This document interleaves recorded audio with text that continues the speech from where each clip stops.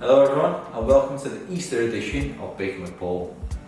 Today we're going to be making nice Easter cupcakes. We're going to preheat our oven to 160 fan. There we go. And gas mark 4 I think it is. Hello and welcome to Baking. It's me, Jack. And me, Paul. And just in case you were wondering, yes, it is gas mark 4. It is gas mark 4. And welcome to Easter weekend. Well, we're just past it, but you know, Hopefully you all had Easter a great cupcakes. Easter. Hopefully you all had a fantastic Easter, in fact. And they need too much chocolate. Right, we're going to start off by weighing out our ingredients. So get your bowl, and as always with cakes, start with your butter and your sugar. Boom. What else do you need? So weigh out your sugar, which is 200 grams of caster sugar. 200 grams of your finest caster sugar. Absolutely. Tesco's finest this. Oh, by the way, what Paul doesn't know is, with any luck, you should hopefully all be getting this video a little bit early and possibly even in time for some Easter Monday baking. I'm hoping to release it the weekend. Hey. Nice. But if you're hearing this on Tuesday instead of Saturday or Sunday, I'm very sorry. I did my best. What can you do? But yeah, so caster sugar's gone in. How much butter are we hitting with? Then you're going to go with your butter, which is 100 grams. You weren't sure there. Your knife was waving around in the air. Wave it around like you just don't care. That's my way. No, don't do that with knives. That's not safe. No, butter knives. Not sharp knives. Don't wave down around like you just don't care. And as usual, this will take at least 3, if not 5 attempts to get the right amount of butter. I think it might even be 6 on this one. No, that's it. We're done. We're happy. Fantastic. So now that you got your butter and your sugar, what's happening, Paul? we're gonna gently mix them together with the back of a spoon, Fantastic. like we always do. So you just want to incorporate the butter and sugar together. That's all we want to do. This may take a little bit longer. I think this is why it took me a bit longer, because the butter hadn't gone soft. We hadn't left it out for long enough. No. Too near the beginning of the day, we hadn't left the butter out to warm up. Well, after the radiator incident where we melted butter through the whole radiator, We learn by our mistakes. it's I think. probably for the best. Yes. I think there's a point where the butter's just too soft. And when it was on the radiator, it was definitely too soft. It's making puddles on the floor.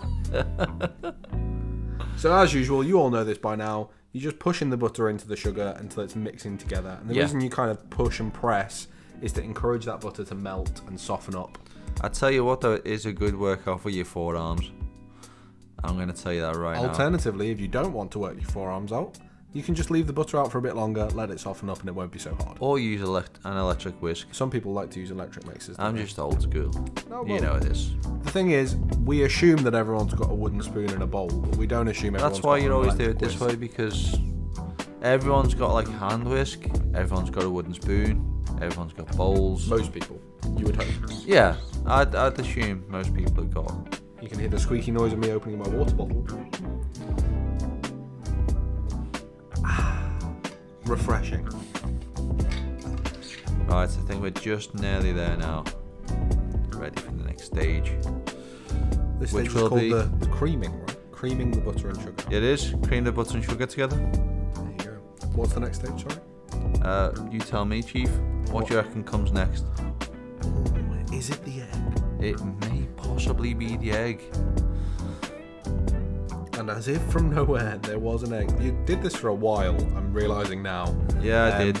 There are advantages to our we try not to cut up the process and make it look any faster than it is. But there are disadvantages too, like the fact we've been watching you mix butter and sugar for 3.5 minutes. It's nice. Look, now we get to spin the egg. Spin the egg, that's a classic The egg's Paul ready. move. And then I got you a whisk. You did get me a whisk. I like feeling like I'm involved. Oh, you didn't do your thing. Here you go. There you go. I did in person.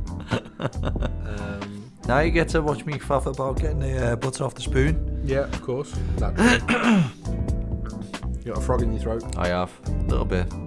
Frog legs for lunch then. It's been in the garden. I ate a few frogs yesterday. So there we go. Drop your egg in. No Drop shell. your egg in. Get rid of the eggshell.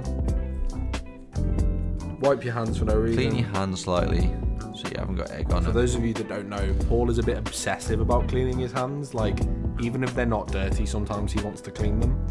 So that's why you often see in these videos he just kind of wanders off for a while. It's because he's washing his hands. Yeah, I like washing my hands. There's nothing wrong with being clean, but there is something wrong with Paul. This is where you're getting your air into your mixture. So you really want to use You the whisk, really want to beat it. and you want to beat it quite hard. Yes.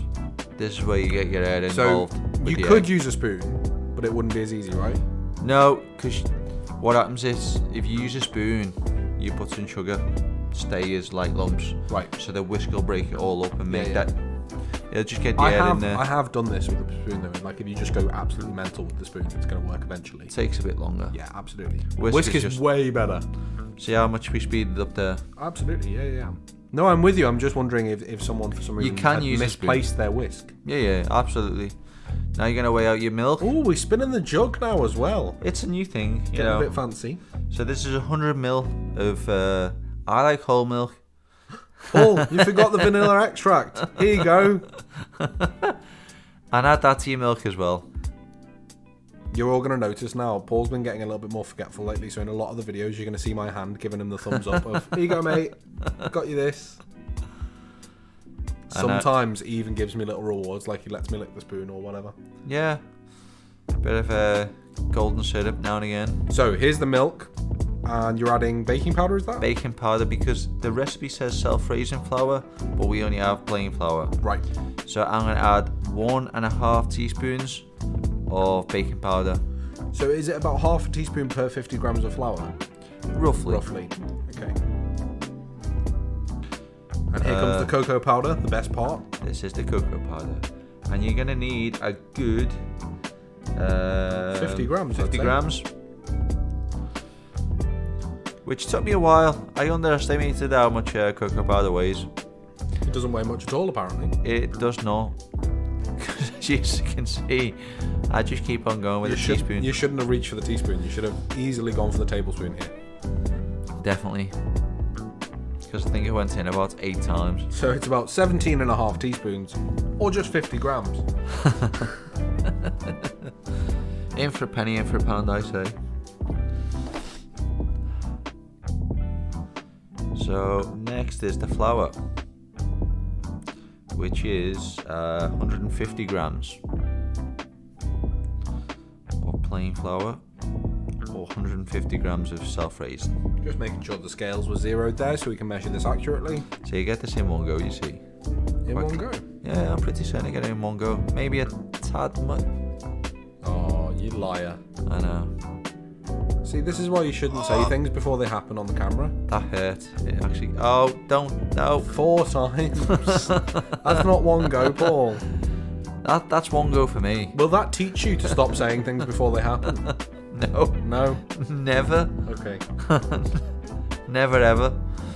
Right, now we're ready to incorporate all these ingredients Done with together the now. scales. Yes. This is it. So we're giving it a mix around. So give it a mixture before you put your wet ingredients in, because it'll help it to all incorporate.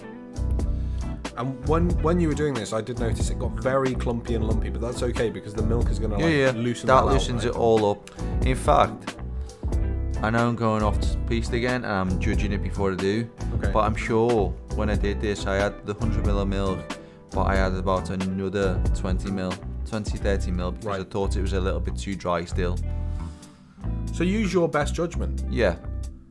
So I just made the judgment call of, I think this is still a little bit too thick. Well, we can see it was all stuck in the whisk there. You added the milk and shook it out the whisk, and that just sorted the problem right out. Yeah. But even when I'm still mixing it, it still felt a little bit too... Clumpy. Yeah. And you don't want your cake to be dry. No. So I decided to add a bit more milk. Which you'll see in a minute, hopefully. Yeah. Can I just ask you, because I'm such a horrible person, is Go there on. anything wrong with mentioning that when it actually happened? Would we still have gotten the information? We still would have. Okay. And it would have been much more clear what was going on. Oh, look, there's the milk. So we're adding more milk now. We are. Because it was a bit too dry. If you could all see the look Paul's giving me now, you'd be laughing. Anyway, There's so no harm in telling people twice, 3 times, 4 times. 4 times a lady. Anyway, so your batter's coming together. You want a smooth consistency. It should be kind of glossy and thick. Yeah. So you don't want it runny. Thick. So be careful with the milk. We are saying add a little bit more if you want to, but don't go crazy with Well, you'll see the consistency in a minute that you actually want, because you just don't want it to be. You see the way it's kind of ribboning off the whisk. It takes a little while to shake it all off. It's not clumpy. It's nicely mixed, and you'll see it spoons in well as well. So here we are with the muffin trays. The muffin tray. We actually only needed one, but luckily for you all, you're going to watch Paul fill 2 just in case. Yeah, I like it. I don't know about any of you, but looking at that bowl, there's no way it's going to fill 2 trays. I haven't done this one before, so I didn't have a clue. You just went for it. I didn't think I was going to need the 2. I thought I might need about 2 or 3. Quick, panic. Where are the extra muffin cases? Oh, there they are. Found them. Quick, I think this is what slowed us down, because this is a nightmare to try and get any cupcake cases out of this. Drop them. Yeah, there we go. It just comes out one by one. Let's find the colours. Let's find the right colour. Oh, yeah. No, a red one will do. Yeah, shake it about. That's it. There we go. Blue. Finally, we got there. Okay, we'll go for some red, and then we're back on the purple. And we definitely need all of these. We do. We need all 24. Just for no reason. Well, it looks very pretty. It looks very pretty. So if you're doing this, we recommend about 12. 12 is absolutely fine. Yes. 12 is absolutely perfect. Perfecto. Yes. Because I also didn't know how much it was going to rise. No. Yeah. So there you go. You're learning and we're learning as well. That's part of it. So get yourself a nice little spoon, a decent sized spoon in each pot. And it's better to do like 1 spoonful's worth for each one, and then if you've got a bit extra, you can always top them up, rather than going too much in the first few and then not having enough for the end, isn't it? Absolutely. So I usually add roughly halfway up the cupcake case of the mixture is where I'd want to be. Right. Maybe a little bit over halfway. And we don't need to worry about pushing it in or anything. It'll just set. Yeah. It'll sink in naturally. Well, what it does is it melts down and then rises. Right. So even though it looks like it's a hard lump now, once you put it in, it levels itself off. It melts all that butter. And then it starts to rise again. Right. Absolutely. But most cakes do that. I've made plenty of cakes and it looks like, oh, what are you going to do with this?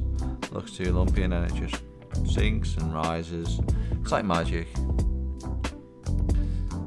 So here we go, coming up to the 12th one. I've still got room for them other 12. You've easily got 12 more mixture there. Easily. And are you ready for everyone?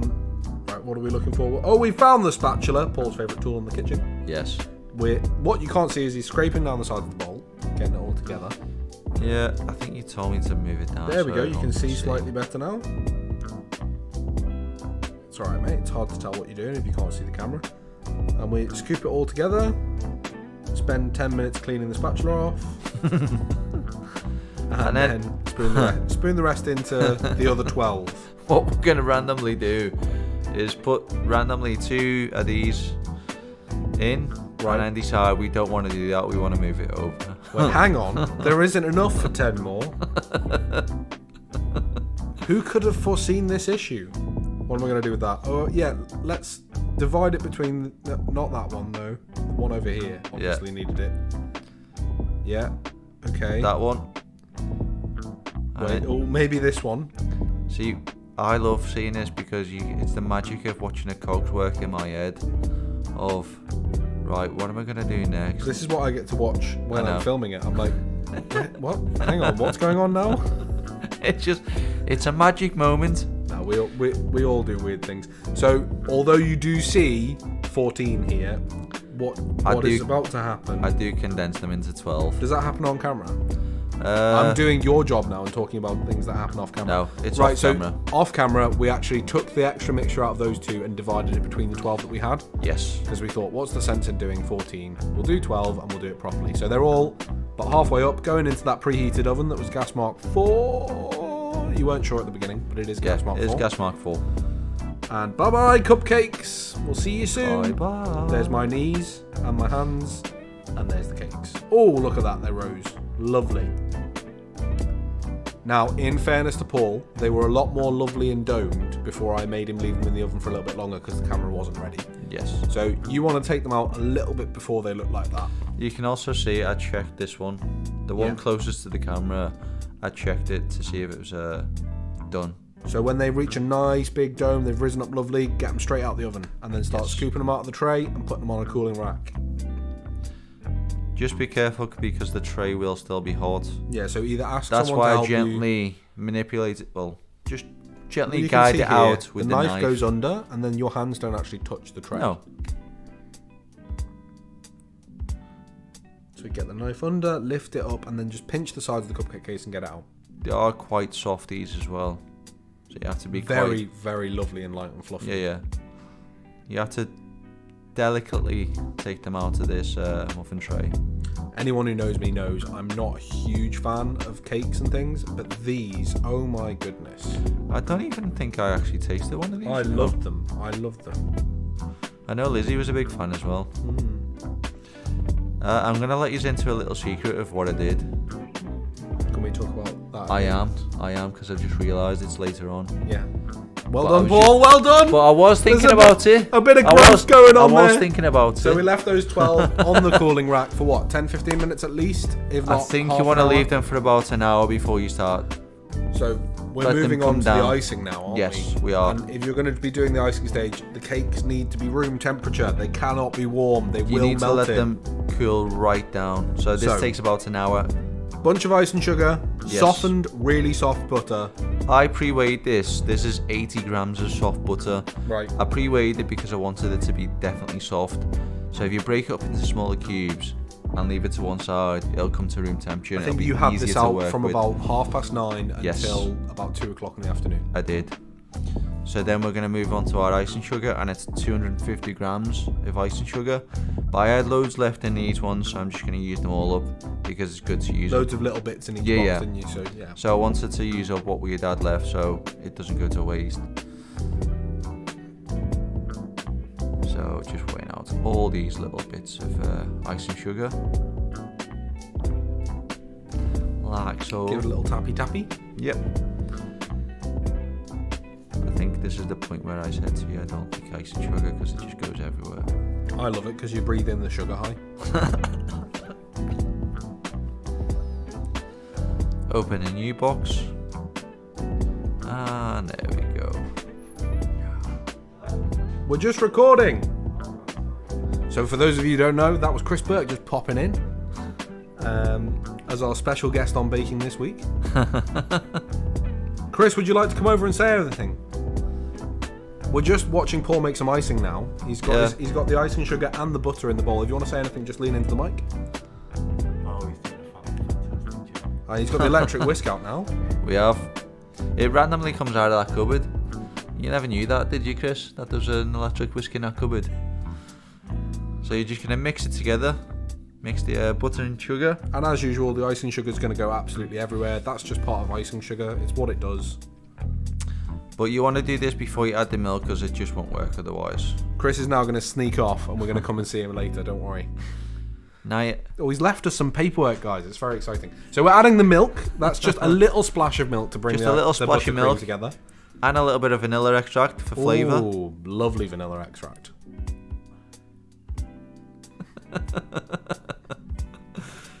And this is where your buttercream will come together. So we start making it into proper buttercream. You'll see it all just comes together now. Happens very quickly. And you don't want to over whip. The moment it's starting to look like buttercream, the moment you can't see the sugar and stuff separate. To be honest with you, I had a conversation with you after doing this before. But the most important thing is not to stop-start. Right. Because it disrupts the integrity of the butter and it's more likely to split. Right. So if you just keep going and going and going for ages, your buttercream will get lighter, fluffier and whiter. Right. But if you just stop, there is a point at which you can over whip, right? You can over whip it. No. No? I don't think so. That's what they always talk about on GBB. I think if you just left it for hours and hours, Right. it probably would. But in But my the big key, don't stop start. There you go. yeah, You've heard it from Paul Summerfield himself. like me and my auntie used to do it, and we leave it on for a good 5 minutes Okay. or a few minutes, and it just get whiter and whiter and fluffier and fluffier. Perfect. But I mean, you're going for a good while here. Had a food mixer, like a cake Like a mixer. stand mixer. Yeah. So in that one, it just keeps going and going and going.